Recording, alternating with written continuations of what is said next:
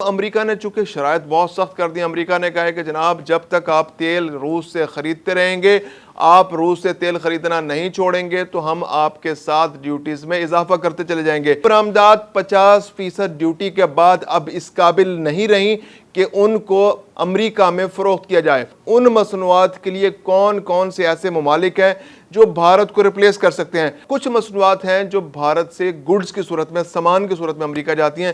وہ مصنوعات کون سی ہیں؟ السلام علیکم. امریکی صدر ڈونلڈ ٹرمپ نے بھارت کا سانس لینا بھی مشکل کر دیا ہے. بھارتی برآمدات جو دنیا بھر میں اس کا بڑا شیئر امریکہ جاتا تھا، امریکہ نے اس پر 50% ڈیوٹی عائد کر دی ہے، اور اس ڈیوٹی عائد ہونے کے بعد امریکہ کو بھارت کی برآمدات خطرے میں پڑ گئی ہیں. بھارتی برآمدات جو کہ تقریباً $700 ارب سے زیادہ ہیں، اس کے تقریباً 18 سے 20% برآمدات امریکہ کو جاتی ہیں، اور یہ برآمدات 50% ڈیوٹی کے بعد اب اس قابل نہیں رہیں کہ ان کو امریکہ میں فروخت کیا جائے. یہ مصنوعات اتنی زیادہ مہنگی ہو جائیں گی، یعنی اگر ایک چیز جو آج $100 کی امریکہ میں فروخت ہو رہی تھی وہ اب $150 کی ہو جائے گی، اور وہ خریدار جو آج ایک چیز $100 کی خرید رہا تھا تو وہ $150 کی وہ چیز کیوں خریدے گا؟ وہ ڈیفینیٹلی دوسری مصنوعات کا رخ کرے گا، اور بھارتی مصنوعات کے لیے امریکی منڈی ایک قبرستان بن جائے گی. اور جو مصنوعات وہاں پہنچنے جا رہی ہیں، جو آرڈرز آ چکے ہیں، ان کے لیے بھی وہاں بکنا مشکل ہو جائے گا.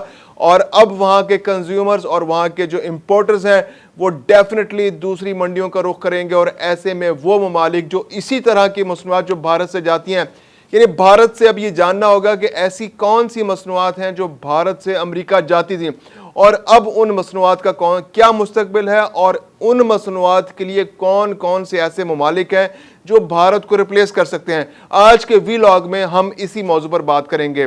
میں ہوں خرم کلیم اور آپ دیکھ رہے ہیں 24 ڈیجیٹل.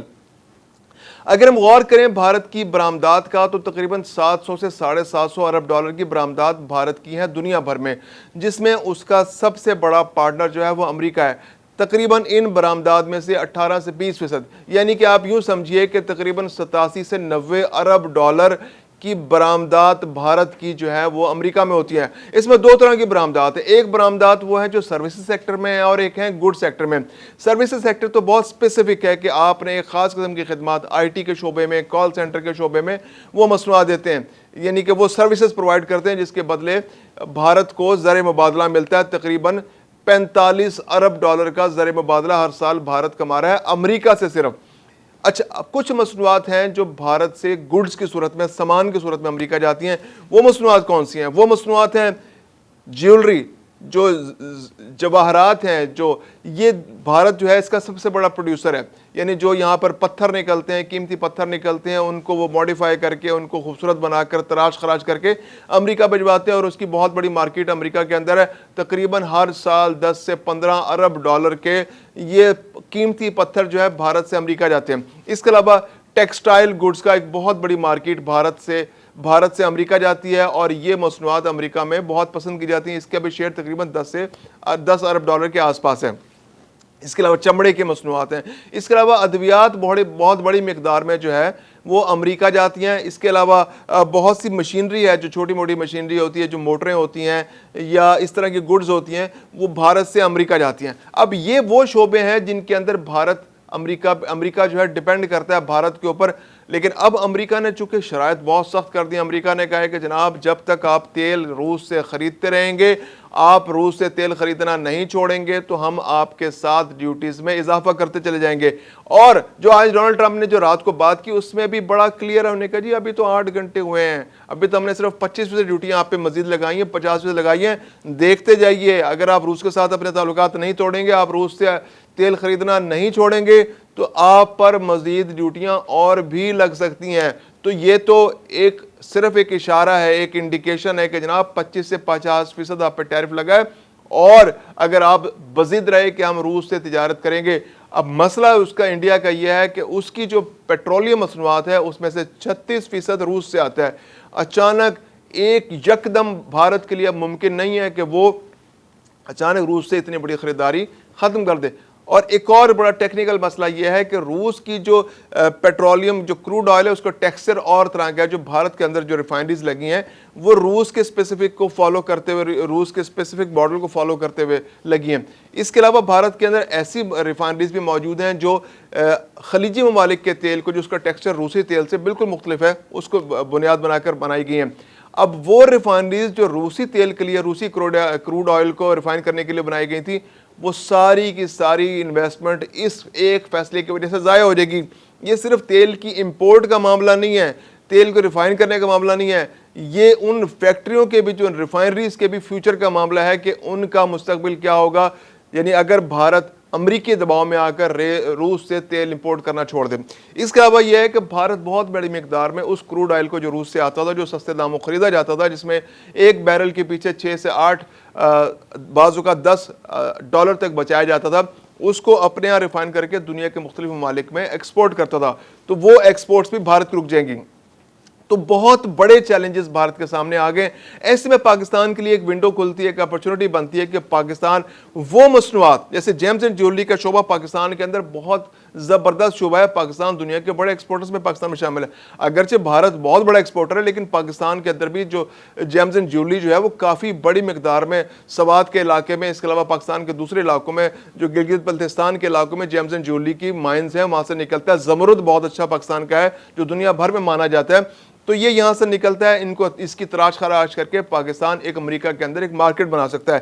لیدر گڈز ایک بہت بڑا پاکستان کا مضبوط شعبہ ہے کہ لیدر گڈز کے اندر پاکستان کے ایکسپورٹس آلریڈی کافی زیادہ ہیں, اور امریکہ کے اندر اس موقع پر پاکستان ان روڈز بنا سکتا ہے, امریکی مارکیٹ کو کیپچر کرنے کی کوشش کر سکتا ہے, کیونکہ اب یہ ونڈو اوپن ہوا ہے. وہاں جو امپورٹرز ہیں, جو امریکہ کے جو بھارتی گڈز پہ انحصار کر رہے تھے اور ہر سال $5 سے 6 ارب کی لیدر گڈز بھارت سے منگا رہے تھے, تو یہ ونڈو پاکستان کے لیے اوپن ہو سکتی ہے, کیونکہ اسی معیار کا بلکہ اس سے بہتر لیدر گڈز پاکستان بنا سکتا ہے.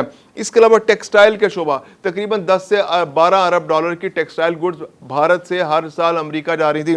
تو پاکستان کا جو ٹیکسٹائل کا شعبہ ہے ایک بہت بڑا شعبہ ہے. اس کے ذریعے پاکستان کی جو آلریڈی جو ایکسپورٹس ہیں پاکستان کی زیادہ تر اس کا انحصار جو ہے وہ ٹیکسٹائل کے شعبے پہ ہی ہے. تو پاکستان ٹیکسٹائل کے شعبے میں بھی اس خلا کو پر کرنے کی نہ صرف صلاحیت رکھتا ہے, بلکہ پاکستان کو ایکسپیڈائٹ کرنا چاہیے اس کی جانب کہ پاکستان امریکی مارکیٹس کے اندر جو پاکستان کے کمرشل آفیسز ہیں, جو پاکستان کے کمرشل اتاشی ہیں, جو پاکستان کے وہاں جو مختلف شہروں کے اندر جو آفیسز ہیں جو ایکسپورٹ جو پروموشن کا کام کرتے ہیں, ان کو اس وقت بہت تیزی سے ایکٹیو ہونے کی ضرورت ہے. ان کو وہاں کے امپورٹر سے رابطہ کرنے کی کوشش ہے, ضرورت ہے. وہ وہاں کے جو بڑے بڑے سٹورز ہیں, ڈپارٹمنٹل سٹورز ہیں, جو بڑی بڑی چینز ہیں, جو بڑے بڑے برانڈز ہیں, جو پاکستان جو امریکہ جو بھارت کے اندر کپڑا بنوا کے امپورٹ کرتے ہیں, ان کو پاکستان کو چاہیے کہ وہ آفر کرے کہ پاکستان کے اندر اس سے زیادہ بہتر معیار کا کاٹن بھی دستیاب ہے, زیادہ بہتر معیار کے پولیسٹر بھی دستیاب ہے. پاکستان کے اندر سٹیچنگ کا معیار بھی بہت بلند ہے, اور آپ اگر اپنے برانڈ کے لیے کوئی کپڑا ہم سے بنوانا چاہتے ہیں تو پاکستان اس موقع پر بھارت سے زیادہ بہتر کپڑا بھی بنا کر دے سکتا ہے, زیادہ بہتر ملبوسات بھی بنا کر دے سکتا ہے. خواتین مرد جس طرح کے ملبوسات ہیں پاکستان ان برانڈز کے لیے پریپیئر کر سکتا ہے. تو اس کے لیے پاکستان کے کمرشل اتاسیوں کو, اس کے لیے پاکستان کو روڈ شوز کرنے چاہیے, پاکستان کے مختلف شہروں میں اپنے آفیسز بنانے چاہیے, پاکستان کو وہاں کے برانڈ سے رابطہ کرنا چاہیے, پاکستان کو وہاں کی گورنمنٹ کے ساتھ نیگوشیٹ کرنا چاہیے, بلکہ ایک جی ایس پی ٹائپ پاکستان کو ان سے پیکج طلب کرنا چاہیے کہ دیکھیں ہم آپ کے ساتھ کوآپریٹ کر رہے ہیں, ہم آپ کے ساتھ کام کر رہے ہیں, ہم آپ کی شرائط پوری کر رہے ہیں, تو ہم اس وقت اس خلاء کو پر کر سکتے ہیں, اور آپ ہمارے ساتھ اگر پارٹنرشپ کرتے ہیں تو پاکستان کے لیے بھی بینیفٹ ہو سکتا ہے. اور پاکستان جو ہے امریکہ کے ساتھ اس موقع پر ایک فری ٹریڈ ایگریمنٹ کی طرف بھی جا سکتا ہے. یہ بہت زبردست اپرچونٹی ہوگی اگر فری ٹریڈ ایگریمنٹ ہوگا امریکہ اور پاکستان کے لیے, تو یہ دونوں کے لیے ایک بہت ایکول اپرچونٹی بن جائے گی. پاکستان میں بھی امریکی اشیاء پر بہت زیادہ ڈیوٹی تھی جو پاکستان گریجولی کم کر رہا ہے. تو پاکستان میں اس وقت انڈسٹریز کے سیکٹر میں پاکستان کو انڈسٹریل شعبے کے لیے بہت زیادہ مشینری کی ضرورت ہے, خاص طور پر ٹیکسٹائل کے شعبے میں. جو ایپٹما ہے وہ تو اس بات کی ریکویسٹ کر چکی ہے گورنمنٹ آف پاکستان سے کہ آپ امریکہ کے ساتھ فری ٹریڈ ایگریمنٹ کریں, کیونکہ ہمیں فیکٹریوں کے لیے ہمیں مشینری چاہیے, ہمیں اسمبلیز چاہیے, یہاں پر ہم اس کے علاوہ ہم اسپیئر پارٹس ہمیں چاہیے ہوتے ہیں ٹیکسٹائل کے شعبے کے لیے, تو ہم امریکہ سے, کیونکہ پاکستان کے اندر جو ٹیکسٹائل کی انڈسٹریز ہیں وہ زیادہ تر جو 60s کے اندر 70s کے اندر یا اس کے بعد بھی لگتی رہی وہ امریکہ سے امپورٹ کی گئی تھی تو اس لیے پاکستان جو ہے وہ زیادہ فیملیئر ہے اس مشینری سے, جو ٹیکنالوجی سے, جو امریکہ سے پاکستان آتی ہے. تو یہ پاکستان کے لیے ایک اپرچونٹی بن سکتی ہے یہ فری ٹریڈ ایگریمنٹ. اگرچہ ایسا لگے گا کہ پاکستان کو امریکہ کی بہت سی مہنگی مصنوعات خریدنی پڑیں گی, لیکن یہ ایک ونڈو بھی بن سکتی ہے کہ پاکستان فری ٹریڈ ایگریمنٹ کرے امریکہ کے ساتھ, اور پاکستان کو ایک موقع ملے کہ وہ مشینری جو بہت مشکل سے پاکستان کو مل رہی تھی وہ امریکہ سے کم ڈیوٹی پہ پاکستان امپورٹ کرے, اور وہ یہاں کے جو انڈسٹریلسٹ ہیں اس کو ایک اپرچونٹی بنا کر پاکستان کے برآمدات میں اضافہ کر سکتے ہیں. تو بھارت پر جو بھارت کا شکنجہ کسا جا رہا ہے, جو امریکہ کی جانب سے شکنجہ کسا جا رہا ہے, یہ پاکستان کے لیے ایک بہت بڑی اپرچونٹی بن سکتا ہے. اس کے لیے حکومت پاکستان کو بہت ایکٹیولی پارٹیسپیٹ کرنا پڑے گا, اور پاکستان کے تاجروں کو بھی خود سے وہاں کے امپورٹر سے رابطہ کر کے اس سہولت سے بہتر فائدہ اٹھانے کی ضرورت ہے.